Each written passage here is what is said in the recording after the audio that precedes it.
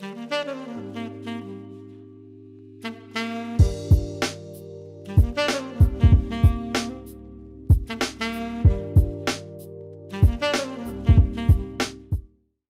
right, yo, what is up, everybody? It is your boy JV and Kendrick here on Power to the People podcast. This is episode 3 with Sebastian Neri. Me and Sebastian, we went to school together. When did we meet, Sebastian? It was like what, junior year? I think we had class together, right? Yeah, we had a coding class together, if I remember Yes. correctly. Oh Yeah. my God, we did have. Yeah, we had clothing. Wow, that was so long ago. I feel so old. Yeah, Sebastian, he was ridiculous. It was a video game coding class, right? It was something like that. Yeah. This man, he's a smart man right here. He knew what he was doing. He was killing it. So yeah, today we are talking about MGTOW. Mantown is what the dude called it in a video. I just learned about this. Sebastian told me about it. We had a little meeting about it before recording this episode. So you kind of want to go in and explain what it's about, the gist, so just so the listeners know what it is. Yeah, sure. So what I want to do real quick is preface with the fact that I'm not part of this movement personally. This is just something that I've taken an interest in because, as I guess, a male growing into a man myself, I'm interested in what it means to be a man, what masculinity is all about. And it turns out that the internet has a lot to say about this. And one of the movements that has come to the fore on a lot of major social media platforms over the past half a decade to a decade is this movement called MGTOW, which is the phonetic of the acronym MGTOW, which means men going their own way. And basically what this group of guys is all about is them basically foregoing the pursuit of women altogether, because they believe that the current social order is totally against what in traditional societies would foster stable relationships between men and women, would foster healthy marriages. They believe that, for example, the family courts in the modern day favor women too heavily when it comes to custody of children and child support when it comes to divorce cases. They believe that the way that women are in the modern day is not conducive to healthy relationships, simply put. So they avoid women altogether and pursue money and simple pleasures, basically, in accordance with their own self-interest as men. Although the movement does encompass something broader than that, it doesn't just have to do with like hating on women. They have a lot to say about what it means to be a man. There's a lot of discussion about masculinity, and MGTOW itself is actually just one small portion of this broader online phenomena called the manosphere, colloquially. And that online group, so to speak, is essentially men on different social media platforms talking about what it means to be a man, how to work out, how to make money, how to live well in the modern day as a dude. So this is something that I take a real interest in because, it pertains to my own well-being personally as a guy. And I think we would do well for ourselves to engage with a lot of these ideas on a broader social level, because it would allow us to look at some of the problems that men perhaps are facing or perceive themselves to be facing and address them in an honest and ingenuous manner. Yeah. No, definitely. And I think because you sent me a link to a video, I think the dude, it was the black dude. He called his YouTube page, what was it? Strength boot camp or Elliot something like that. And Strength Camp. Yeah. So I thought it was I want to apologize for my ignorance up front. I got to do a little bit of research, but I didn't get to do a lot of it. Some of the terms that he was saying in there, you mentioned one of them. It was, I can't really, it sounded like African. What is that? African language? Like the terms that he was using, it sounded like another language. Like what is that? What were you referring to specifically? Do Remember? He was saying it was like Iglo something. Like I can't remember specifically, but you did just say it. I heard you say it like once. I wish I wrote it down. But yeah, I don't like. It's just certain terms. It sounds like it's a different language. What is that called? If you know what I'm talking about. Okay. Yeah, I'm not entirely sure what you're Okay. talking All right. about. You'll have to give me the specific on that. Yeah, I'm gonna. Well, okay, maybe I'll pull it up and come back. But I just thought Sure. some of the stuff he was saying was interesting. So from my understanding and watching the video, it was basically about he really was going into the details of creating separation from the world of matter.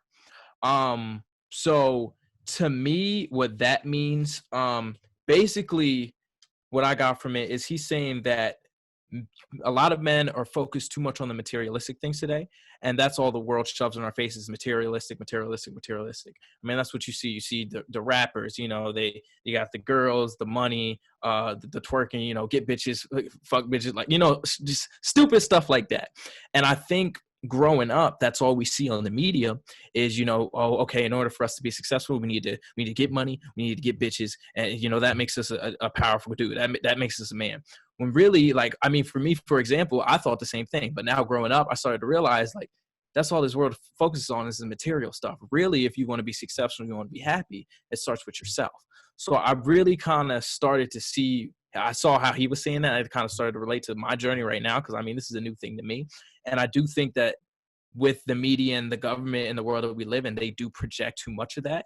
And I think it's a little bit ridiculous. And a lot of people fall into that trap, and they're sitting in this constant cycle in their lives, trying to figure out what makes them happy. And they're thinking that these three things are going to make them happy, but it's not whatsoever. Would you say I'm correct on that?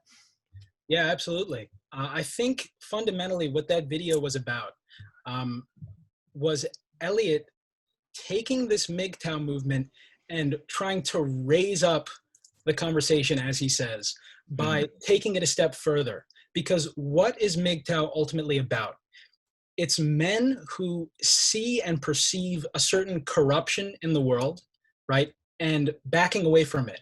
And instead saying, we're going to pursue our own interests apart from this sphere, this social decay, so that we can live happily, right? But how does that manifest? Most of the people in these MGTOW movements are not much different than men who, are pickup artists, for example, who go out and pick up women because instead of going after women, they go after money and fame, right? Which is all still trapped within that material sphere. So instead, Eliot references religious traditions, the perennial like spiritual practices, the search for the divine that is ubiquitous throughout human society, civilization, and even pre-civilizational man. Yeah. And he says, by giving the example of Jesus, right? Because there's a part in the Gospels where one of his apostles comes up to him and says, I'd love to follow you, Jesus, because Jesus asks his followers to forego the pursuit of material wealth, to relinquish all of their material possessions, and to follow the way of God, right? He says, I'd love to follow you, but I still have to pay the state, the Roman state, right? Because they lived in the Judean province of the Roman Empire, which is now where modern day Israel is. And Jesus says to him, who's on this coin, right? And the guy says, well, Caesar is. Caesar being the emperor of Rome. And he says, give unto Caesar what is Caesar's and give unto me what is mine. Talking about God, right? So ultimately what Jesus's message is that true self-development, true fulfillment comes from the pursuit of things which do not pertain to the material world, right? It's all about the development of an inward, if I can use this word, spiritual orientation towards the highest principle, right? The pursuit of virtue and human excellence in the highest sense. Yeah, no, I completely understand where you're coming from, and I remember him saying that, and he also was using another reference that he was talking about from the Bible, that he was saying how they were saying how, the Bible says that, snakes are bad, that women are bad. And the reason that we're at today is because of Eve and the snake, that's women's fault. But he was saying that that's really not the case. And he also made which I thought this was very interesting. And maybe you can expand on this for me, because I was kind of confused on it. He said that women are beasts, women are cows, and men are snakes.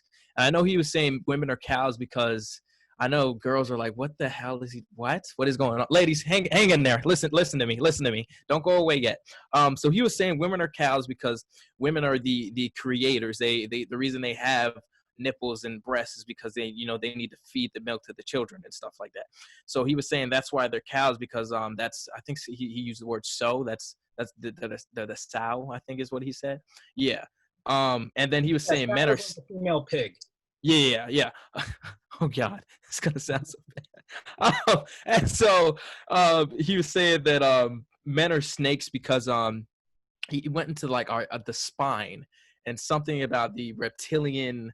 I forget the exact words he used, but the here right basically right here where it next is, it has some type of reptilian feature to it that relates us to snakes. So expand on that for me, if you will. Like what does he mean? Because to me, I grew up Christian, so in a Christian household, it always was not technically that snakes are bad, but the snakes are the devils, because that's what the Bible says. And stay away from snakes. Snakes are sly, snakes are slick. But to him, he's referring to snakes in a good way, in a good term, and he's saying that men are snakes because I think he said in Egypt and in Egyptian culture, snakes were the sign of wisdom. So I'm curious what your thoughts are on that.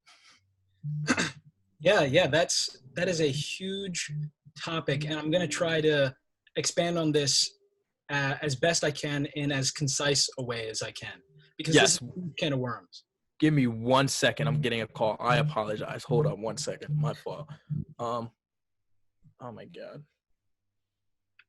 You recording? Okay, Nick's recording. All right, yeah, go ahead, Sebastian. I'm sorry, buddy. All right, cool. So to get into this, just to properly frame the question, right? Mm-hmm. When you look at the material world from the highest spiritual perspective, which I'm drawing from here some of the ancient traditions, the esoteric traditions like Hermeticism in the West, Taoism in the East, they all say roughly the same thing, that the material world in which we live is predicated upon duality, right? Because the highest source that everything comes from is one. It's unified. It's God. It's divine.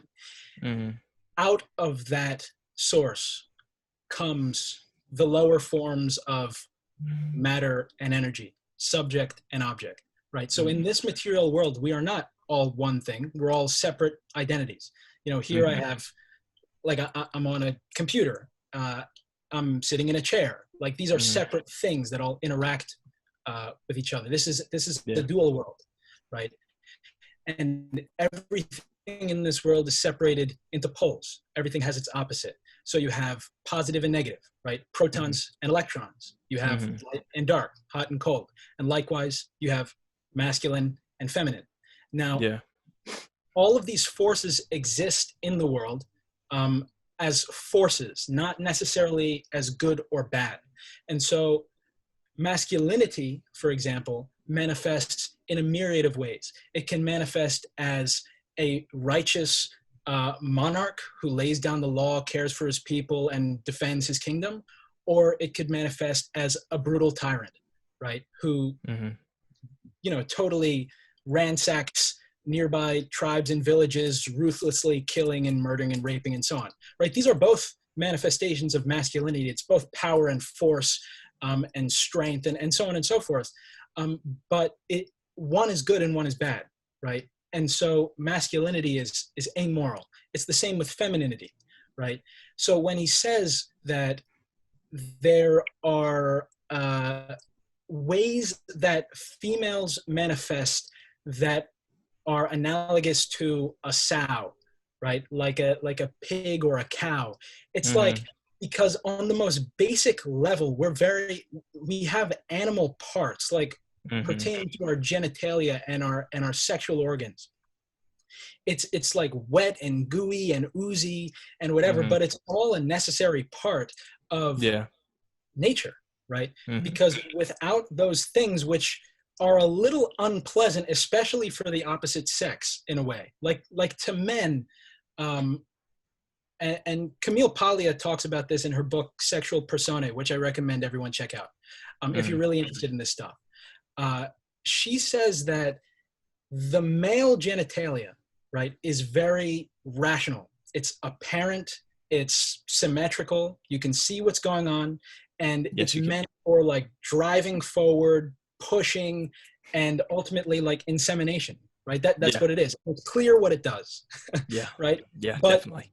For women, it is the exact opposite, right? Because their sexual organs are within the body, so it's more mysterious. To a man especially, it's strange, right? Because the architecture is like a little irrational looking. It's a maze. Don't really know what's going on there. There's always this kind of mystery element, and this is a thematic throughout history and literature. Like, you don't. Is that baby that my wife is having mine? Right? Yeah. What's going on in there? It's like you don't really know. Yeah. So there's like this mysterious element that's associated with nature, that's associated with the sow, because at once it's mysterious and kind of ugly in a way, just as men, we're not like pretty either exactly. No. But it's like, it's also life-giving, right? It gives birth to children. It makes space for a baby to grow and to come out of, right? Which is what a sow does, right? It gives birth to little piglets. And also the breasts as well nurse the newborn babies, which is absolutely necessary for their physical development, right? So it's like, it's on the one hand a little gross, but on the other, completely necessary. And this is the same with men in the association with snakes, because snakes are these bottom dwellers, right? They slither on the ground. They don't have legs. And the analogy here is literally the shape of the genitalia, right? Like this is a perennial association, the association of the snake with the penis, right? Yeah. And the snake itself, this is like our lowest aspect in a sense. The snake is very intuitive on the one hand because it doesn't have ears, right? So it's close to the ground. It listens to things. It can hear. It's intuitive. And so there's this association of masculinity with like a gut feeling. Like a lot of guys will say, I'm just following my gut, right? Which is on the one hand positive. But on the other hand, a snake can be sneaky. It's venomous, right? So it's dangerous on the other hand, and you don't know exactly what it's going to do, but you know what it wants, right? It wants to eat and it wants to kill. Yeah. So now when it comes to the association of the snake with spiritual enlightenment, this is really interesting. And what he talked about in the video was Kundalini yoga, which is that's what I was talking about earlier. That comes from India. And Kundalini yoga is an ancient practice that has all to do with the chakras, right? We have 7 chakras, and there's one, I believe it's called the Muladhara chakra, that is associated with the genitals, right? And so the idea is that there's an energy within that chakra that when used properly, which can be done through various practices. I don't know exactly what they do in Kundalini yoga, but the idea is that you raise up the energy from the lowest chakra up to the highest. And so that energy allows you to burst through all of your illusions, your preconceptions, and your ideas about who you are, what you are, in order to see the truth, to open your third eye, so to speak, and to become enlightened. And that's the idea behind the association of the snake on the head with a higher state of consciousness, a higher state of being. The Egyptians had that obviously with the snake around the sun disk, in a lot of depictions of Ra and Horus. In the West, there's this lesser known but still popular symbol of the eagle carrying the snake. And they're not relating to each other as enemies, but as friends, because the eagle is associated with Zeus or Jupiter, with the highest principle of godliness and divinity. And so to have the eagle, which flies high in the sky, have the snake, and they're both aligned properly as friends, that means that you are perfectly oriented and integrated, all of your parts, right, together. And you've essentially become a perfected being, in a sense. That's what that symbol is supposed to mean. So, interesting. You learn something new every day. I had no idea about that. Yeah, no, that's crazy. And I think another thing I sort of disagree with this and maybe I took it wrong, because he was saying, like I kind of mentioned it earlier, giving up, chasing money, chasing women, and going to become enlightened. And to me, in my head, it's like, okay, well, what the hell am I supposed to do? I still got to eat. I still got to find places to sleep. Because in today's world, sadly, I disagree with this, but in order to gain power, you have to earn money. Money is power in today's world. And I don't know how to go about it. Everyone has a different purpose in life. I think this is super interesting, but would I definitely follow man town to the, I die? No, I couldn't. But, because I just have my own goals and stuff like that. But I think it's interesting. But I'm just curious, like, what do you? So the overall point is just basically kind of doing what monks do, is just becoming an enlightened being, in a sense, correct? Or am I not getting anything? Well, it's a lot. It's broader than that, because he's not telling everyone to become a monk. Okay. Monasticism is only for a few people who are really dedicated and who are, in a sense, made for that sort of thing. Most people cannot handle that level of asceticism and responsibility. It's not possible. And so what I want to say here is this. I totally agree that in this world, to gain prestige, to succeed, or however you want to put it, you have to pursue money and fame and status and so on. And most people will play that game to some extent. Some won't. And that's how it is, and that's how it always has been, right? The rules of the game have changed, but that's how it works in this world, in the material world. That's the name of the game. The difference is this, right? That in ancient cultures, and I'll use specifically ancient tribal cultures as an example, like the Native American Comanche, right? They would have rituals where when a boy, for example, reached around the age of 12, like around when puberty starts to happen, he starts to change, right? Because when a boy hits puberty, your whole view of the world shifts completely. You start to see things that you didn't before. You start to have these urges that you didn't have before. And it's the most powerful energy in the human body that's suddenly thrust upon you, right? Yeah. In our world today, we basically don't talk about it that much. At least parents don't. It's a little taboo. So it's just not addressed, and it's left up to the schools to deal with it, who basically just tell you to wear a condom and otherwise ignore it, right? So it's like we don't really deal with it very well in the modern day, considering how important that is to a young man's life.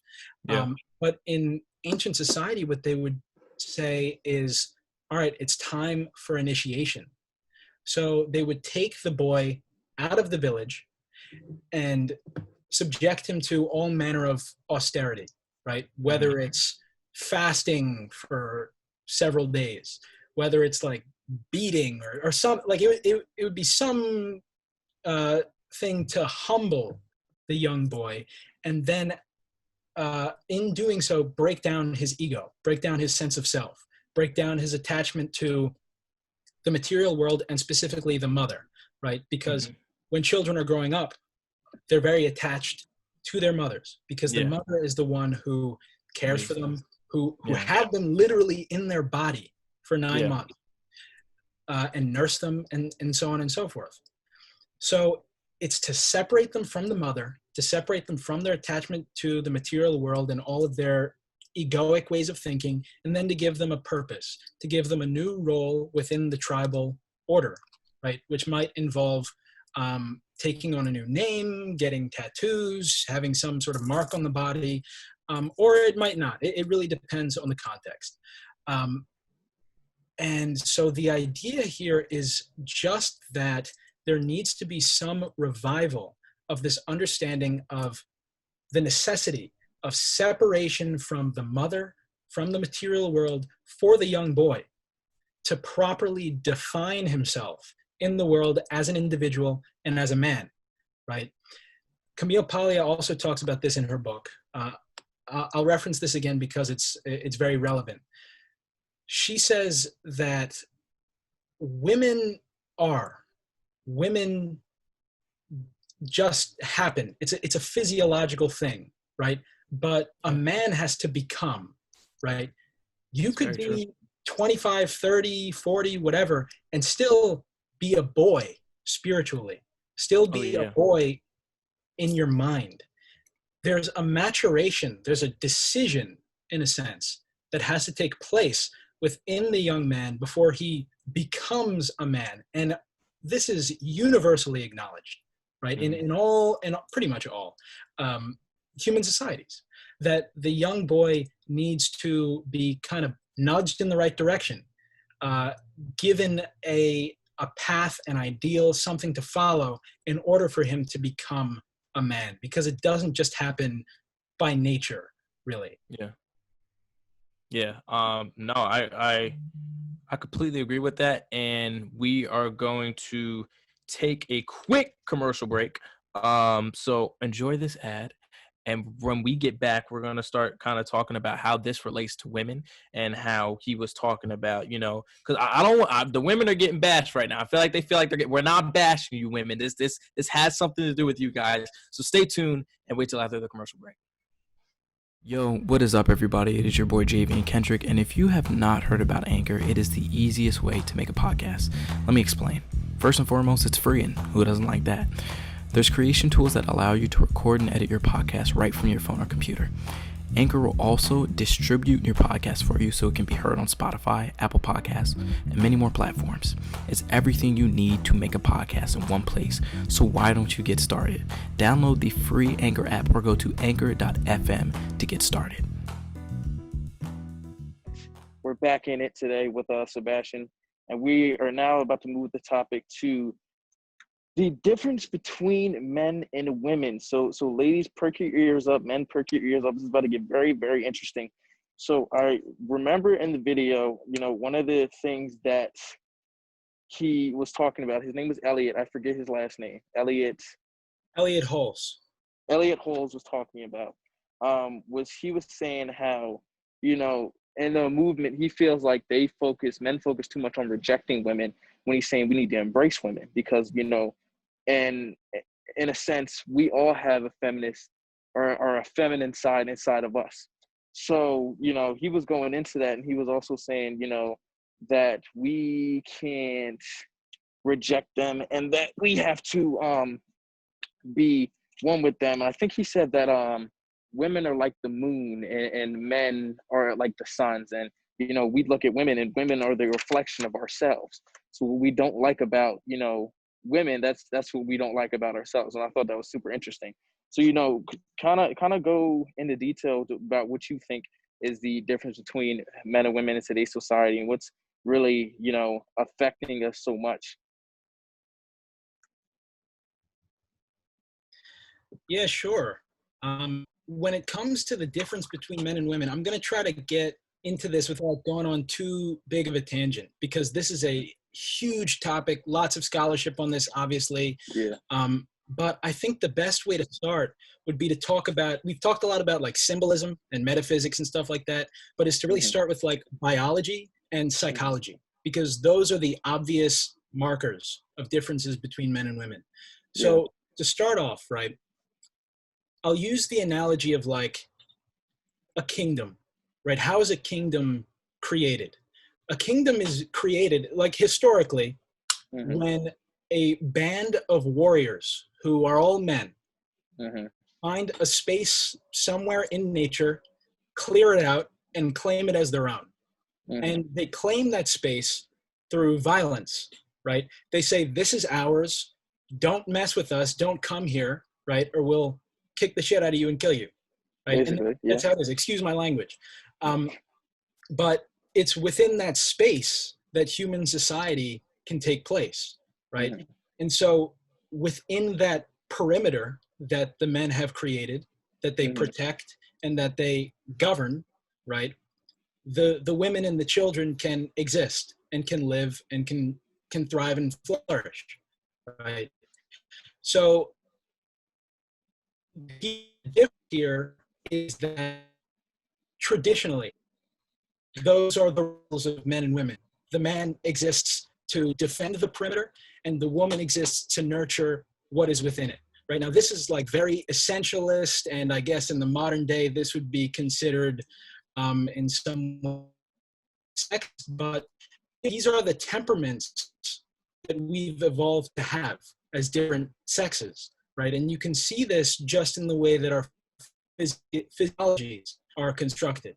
For example, men have, I think it's something like 17 times more testosterone in our bodies than women, right? Yeah. And that testosterone causes us to be more aggressive, physically stronger. I think the average man is something like 50% stronger than the average woman, right? That's significant. Mm-hmm. That is huge. We're a Yeah. little more aggressive, more likely to take risks and things like that.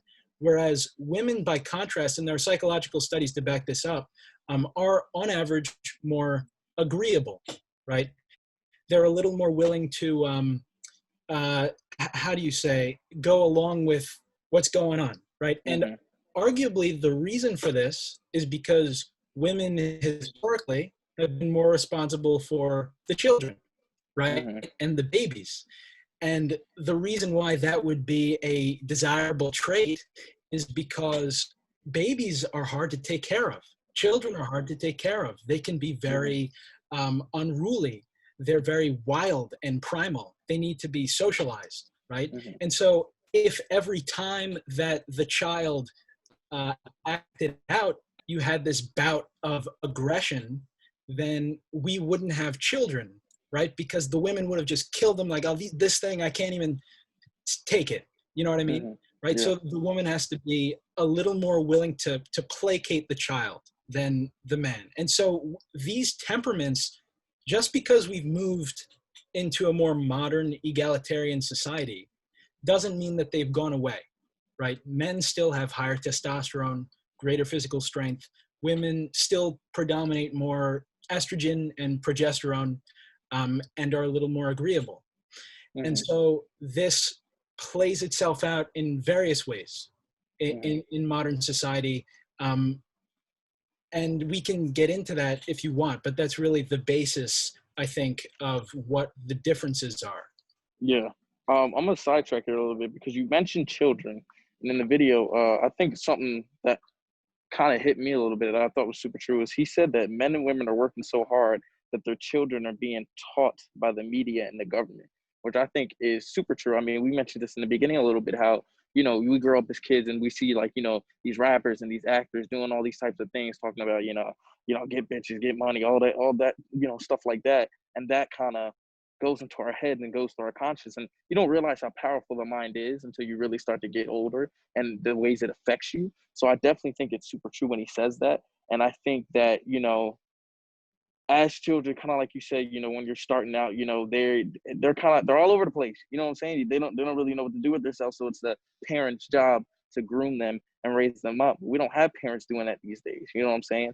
And I think that's a huge problem. I think that's what's wrong with our society today and our generation, most importantly, because, for example, I've met a couple of women, be it this summer, not like that, but I've had conversations with a couple of girls this summer, and just how aggressive women are towards men in this society is ridiculous. Like, you know, you could talk to a girl and be like, you know, hey, you know, how you doing, blah blah blah. Or I know you see the big thing on social media where you're like, you know, the girl's like, hey, you know, you drop your pencil. Oh, I have a boyfriend. Like, bro, I'm just trying to tell you, you dropped your pencil. Like, it's not that deep.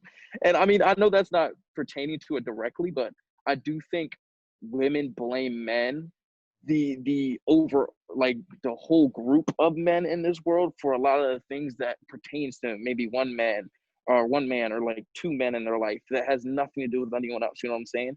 And so I know me personally, I mean, growing up, I mean, as a dude, I'll be honest with you, I have plenty of girls that, you know, ghost me and don't talk to me and do all types of bullshit like that. But I'm not gonna sit here and get upset and be like, oh, fuck all women. I can't stand this bullshit. Y'all are pieces. You know what I'm saying? Because I think that's so stupid. And I think that's what's wrong with our society's mindset is that we automatically play the victim role and want to point the finger at everybody else. And I think not only women, but men also need to learn that, you know, it's not just because one girl cheated on you or one girl did you wrong doesn't mean that all bitches are shit. And just because, you know, one dude, I mean, vice versa, you know, it doesn't mean that, you know, all niggas ain't shit and stuff like that. You know what I'm saying? So I think that's a super huge thing that he touched on and, you know, kind of pointed about in the video. I'm like losing my train of thought. I got people walking around me all over the place. But another thing I thought that he said is that was super super important, and I think men need to hear this. Most importantly, is he said that we don't need women acting like men, but when men won't do it, they gotta put the pants on. So, in your opinion, Sebastian, what do you think? It's gonna be a hard question. It's a hard ball. But what do you think in today's society men are doing wrong that women kind of have to pick up after and, you know, take over that role of being a man in that position, if that makes any sense? Yeah, sure. I think basically the way that we've constructed our modern society, right, Mm-hmm. is that we've placed consumerism and work and the prestige associated with having a job or career, having money above all else, right? And as a result, we've seen the breakdown in traditional family structures and communities, right? And so what he's talking about there is really the the traditional way that men would step up to create a family, to Mm-hmm. provide for it, and to protect it, right? And to do the same on a macro level for the community and for the nation, Mm-hmm. right? But in the modern day, for one reason or another, we can get into all that, men have largely abdicated this responsibility in favor of simple pleasures and hedonism, which manifest as, you know, porn, video games, food, and all that nonsense, Mm-hmm. right? And because men have pulled away, right, women have to step in. Instinctually, that's what they do, because they see there's a lack of order, there's a lack of vitality in Mm-hmm. the society. And so women say, all right, well, if you guys aren't going to do it, if you aren't going to make the money, help raise the kid, then I Mm-hmm. guess that's what I'm going to have to do. And we see this in the rise of single motherhood, right? It is Mm-hmm. a huge thing right now because for one reason or another, men just aren't stepping up to the plate, right? And that's a big problem. And the real problem here is that it causes so much social unrest and discord because children are meant to be raised in a two-parent household, right, with a masculine and a feminine force, right, Yeah. and proper guidance to grow up. And so when you just have one force that can't even be there most of the time because the woman has to work 80 Mm-hmm. hours a week to just provide for the kid, Yeah. then he's going to probably grow up wrong, right? I'm not bashing single mothers, right? Mm-hmm.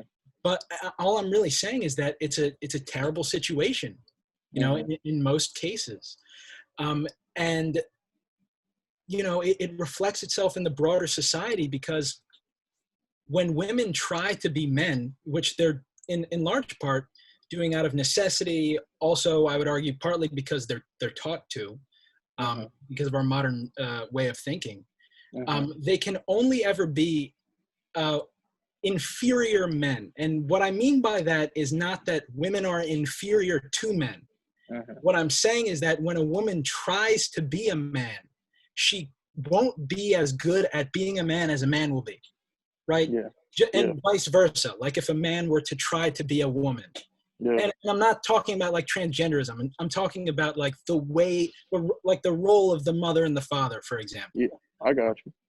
So it's causing all sorts of unbalances, and we're really reaping the consequences of that now, with the way that children are being raised, the breakdown of the family, and all sorts of things like that. Yeah, and I think a huge problem, especially with men in our society today, is that one, men are getting super, super lazy. Why? I have no idea. I think technology plays a part in that, but that's a whole different conversation. But I definitely think men are getting lazier. They have no motivation. I mean, a lot of people, everyone's worried about, everyone wants to have money. Everyone wants to have the luxuries, but no one wants to work for it. Everyone's focused on, get rich quick, blah, blah, blah. And I think that's a huge problem that, a lot of people need to realize, men and women, that if you want something, you're going to have to work for it. You know what I'm saying? And no one wants to put that in. I also think another problem with men is like, some men, we look at women as objects. You know what I'm saying? We don't see the spiritual value in women. We don't see the intellect in women. We don't see, and we don't even know what it means to actually, have a woman and, to conversate and, look at a woman for what a woman's supposed to be. We just see them as a piece of meat because, that's what the media shows us. You see these women walking around in these boxing matches and in these, I apologize if I keep referring to rap, but, to me, that's the best thing, that best example to make. I mean, you see these girls twerking in these rap videos and stuff like that. And to us, that's in our heads like, oh, that's all they are. They're just pieces of meat, and that's they're just twerkers, and they sex, and that's all they are. And I think that's really the huge problem for the society today. I think that's something we need to fix. And I think it was also interesting how you were talking about fatherhood, because I think that's a very tricky. Being a single parent is a tricky thing, especially. I think it's harder in some situations because, I mean, you just have, situations where you have kids that are growing up in unfortunate areas, and, sometimes maybe their dad, for example, I'll use the Black community. You have a lot of Black fathers that are either going to jail or, the laziness, they end up leaving, not taking care of the kids and stuff like that. So then that puts the pressure on the mother, or vice versa, which is terrible. But I mean, in a lot of circumstances, you can't really do anything about that either. I mean, and the only way to fix a lot of these problems, I mean, not the problems that we'll talk about on the podcast that we have talked about, is I think just generational. So I don't know, it's difficult. I mean, unless, do you think there's any solutions? If Sebastian, like, if you could, someone came up to you and was like, hey, like, we have problems that's going on with, men and women, single parents and stuff like that, what would you do to fix those problems? Yeah, sure. I should say here that I don't think there is a clean cut solution. Like, there's not one way to do this, and there's not one easy solution. But there are a few things that I think we should do or stop doing that I think could help. And one of the big ones is, on the one hand, the concerning ourselves on a cultural level with pushing young girls and women to pursue a career above all else, right? There's a big thing, and I'm sure you see it around your college, I see it at Drexel, where it's like, we need more girls in STEM, right? We need more girls to be scientists, engineers, mathematicians, work in computer science and stuff, and we decry the lack of diversity like in Silicon Valley, right? In any laboratory setting, by and large, it's going to be a majority men. And we say this is a reflection of the sexism in our society. And I say, no, it's not. Because here's the thing. We have made, over the past couple decades, every effort to equalize the playing field between men and women. And women do not choose to go into these fields as much as men do. Why? Because women are different. Men and women are different. And Yeah. the reason, arguably, is because men are naturally, how would you say it? Because men don't bear children, right? Because they don't get pregnant, they can focus on having a career as like the CEO of a bank, right? For example, and work 80, 100 hours a week and be Yeah. perfectly fine and content with that. Yeah. Women do not make that same choice on average. Firstly, because as we talked about, they're more agreeable. So they're a little more risk averse, right? Less likely to take risks and a little less willing to demand things of others. So they're a little less suited on average, not every woman is like this, for careers that will demand jobs like that, or that will demand those sorts of traits out of their employees, right? Yeah. So we need to stop telling women to do this, to be here, right? To go into this job field more. We need more women here, because I think when you have large groups of men and women and you equalize the playing field, they will naturally distribute themselves according to their temperaments, like the average temperaments. So you see like a majority of men in for example, you know, like as the CEOs of banks, like I was saying, that's overwhelmingly male. Yeah. But when it comes to teachers and nurses, that's overwhelmingly female, right? Because there's just a temperamental difference there on average. So Exactly. you shouldn't expect them to just be 50-50 in every single field all the time. Yeah. Because I guarantee you, on the converse, that you wouldn't expect women to suddenly start taking up underwater bridge welding because we've equalized the playing field, because that is fully open to women. But it is 99% men for a reason, right? Yeah. So there's that on the one hand, and also secondarily, I think stop making men feel guilty for being men. Yeah. No, I agree.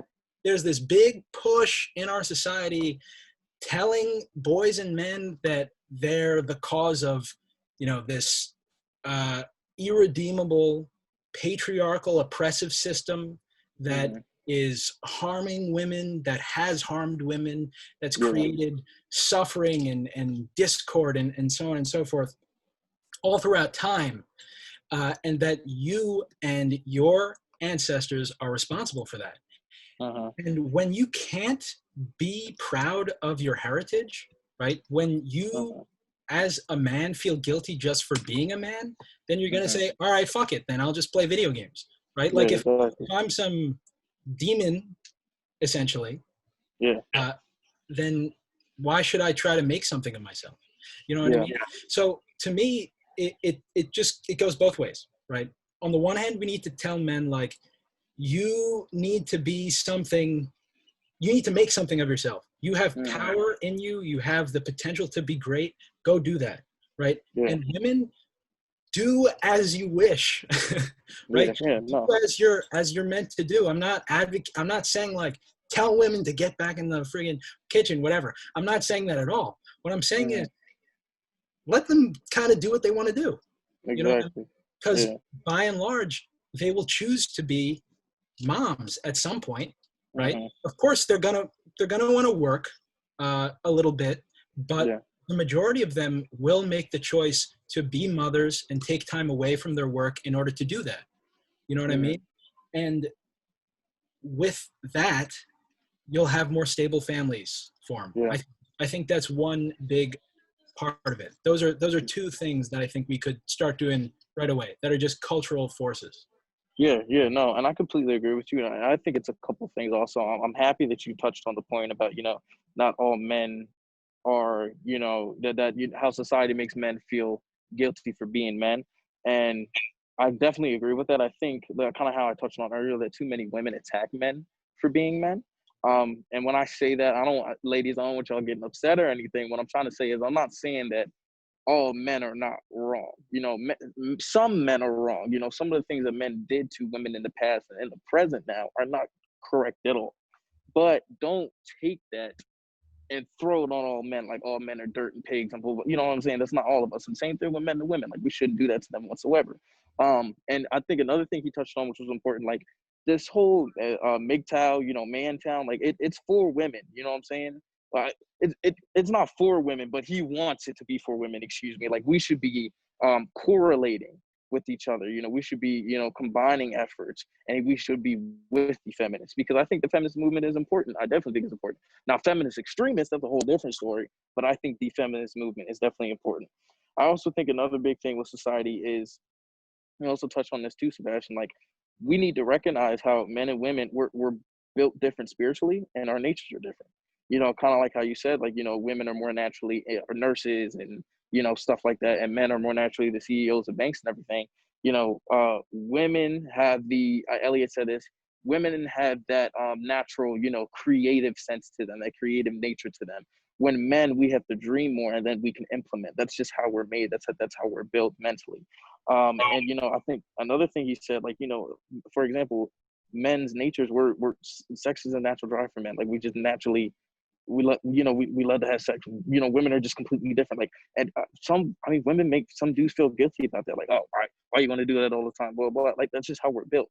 We have to stop faulting us for the way we were made. You know what I'm saying? That's like faulting a computer for, you know, going on the internet. Like, stupid computer, why are you going? Because it was built to do that. You know what I'm saying? So I think that's a huge problem.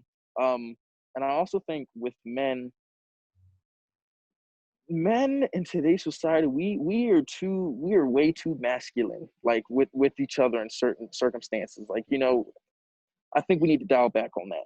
Like I feel like a lot of men try way too hard, especially black men. I say this a lot with black men. We try way too hard to like prove ourselves, whether it's to each other or to each other in front of women or whatever. Like that needs to stop. I'm the type of person, like, I don't like all that testosterone stuff. Like, it's cute, y'all could do that, but like, I mean, for example, like, I don't know if you've seen this at your school, Sebastian, but you know, last year when I was going to school, I would go up to my my common area, my living area, and there'd be like, you know, 20 females in there, and just maybe like a couple of dudes with boxing gloves on going at it. I'm like, for what? Like, cause some females, like, I think that needs to chill, bro. Like, I think we need to all like work together and, you know, come together with each other. And that's just me. Not everyone's gonna believe that, because I feel like we're on different mindsets. You know, me and you compared, you know, and the people that are on this podcast compared with everyone else in the world. But I just think it's a little bit too much. We need to dial back on that, most importantly. But yeah, no, definitely. So yeah, that was, I'm feeling good, man. That's a great conversation. Do you have anything else you want to touch on, Sebastian? Yeah, real quick, I'd love to touch on one or two of those points that you made there. Go for it, man. Go for it. I think that, what is it? When it comes to the MGTOW thing, right? Mm-hmm. I think that is a direct result of the sort of thing that we've created in our society, where, you know, we're telling men that they're bad on the one hand, and we're telling women, go be strong, independent, don't need no man. In fact, men are pigs and a hindrance, right, to your own success and happiness in general. So men say, all right, I'm out, right? I'm out. I'm not going to be told this crap. I'm just going to pursue my own happiness, right? And this is not the first time that's happened in history, right? Yeah. This is one time in history, but in the Roman Empire, near the time of their fall, this sort of thing was happening too. Women were kind of doing whatever they wanted, and men said, all right, we're just not going to form families, and we're just not going to, you know, form relationships basically and have kids. Yeah. And that was a big reason why their society collapsed. You know, so it is something to really consider on a societal level. And on the second point, which I think is interesting, I understand what you're saying when you say that men are too masculine. And I think I agree with what you're saying. I just don't like the terms. To me, masculinity is a little more holistic. It's not just like the boasting, the bravado, and the That's very true. Right? I think that masculinity, and Jack Donovan talks about this in his book, The Way of Men. I recommend that to anybody who's really interested in like the anthropology and the history of Mm-hmm. men and masculinity and stuff like that. He says masculinity is defined by 4 virtues: strength, courage, honor, and mastery. Mastery meaning like general competence at different skills, and honor meaning your reputation within in a kin group, and your adherence to a particular code within that brotherhood or community. So yes, in our society, because we've kind of let loose when it comes to all standards of excellence and behavior, men have just kind of reverted to this more primal way of being, where we're just kind of loud and brash, or at least a lot of men are, and they're a little show-offish, right? Yeah. But if you were to put them in an actual situation that's dangerous, right, in an actual combat situation, they would probably cower away, right? Yeah. So it's not that they're more masculine; it's that they've got this bravado about them. It's the only way they know how to assert themselves, right? Yeah. In another era, in another society, I'll give the example of like feudal Japan, right, where you have samurai running around basically, and these are the men that run that society. They would not have this chip on their shoulder, right? They wouldn't be loud and all about machismo, right? Because they have a strict honor code, the Bushido code, that you're expected to act in accordance with. So they were very laconic, right? More disciplined. They were more concerned with developing, their own virtue and skills, and not being so standoffish, not quick to anger, not quick to show off, short of words, right? Be concise in your speech. And to me, that's what real, like genuine masculinity at its height looks like. It looks like a strong, gentlemanly character, right? So to me, I would say that is the real masculinity that we need to return to. And it's because of this sort of societal homogenization trying to push men and women to this sort of evened out area where they don't get along as well, and they're also a little more easy to control. That we've lost our power, as Eliot might say. And it's when you can return more to the poles that you can create those ways of being, like a family, like a stable, strong family that's really powerful, that really is a force to be reckoned with. Yeah. No, I completely agree with you with what you're saying. It's so much stuff in this world, and that's what that's the main reason why I want to start this podcast. Kind of get it moving and get the ball rolling, is because I think the big thing, and we touched on a little bit, is just it's the way people think, and part of the way people think or the way people are brought up. And this world, people complicate it more than it really needs to be, but it's really just a mindset, man. It's the way you go about things, the way you speak things. It's so many stuff into it. And I could go into it, but that'd be a completely different episode. But I think the main thing is, people just really need to realize that, a lot of people like to do a lot of this. They like to talk, but they don't really like to think. And I think people really need to realize, both men and women, that think before you speak. Actually realize what you're saying, realize what you're projecting, realize what you're putting out. And if you can do that, then I feel like the world would be such a better place, because you're actually thinking, you're using your intellect. That's what you have a brain for. So yeah, but I think that was a fantastic conversation. I really appreciate you for taking the time out of your day to come on here, Sebastian. We had a little bit of some technical difficulties, and I had to come up to school today and stuff like that. But I really appreciate you for coming out. So yeah, thank you guys so much for being a part. This is episode 3, Power to the People podcast, where we give the power of the freedom of speech back to the people. And again, thank you so much, Sebastian. It was really a great conversation. I hope the viewers enjoyed this. And if any men and women are offended, then I don't know what to tell you. You can suck it up. Go read some books. But yeah, thank you guys so much. And we will see you next time. Take it easy.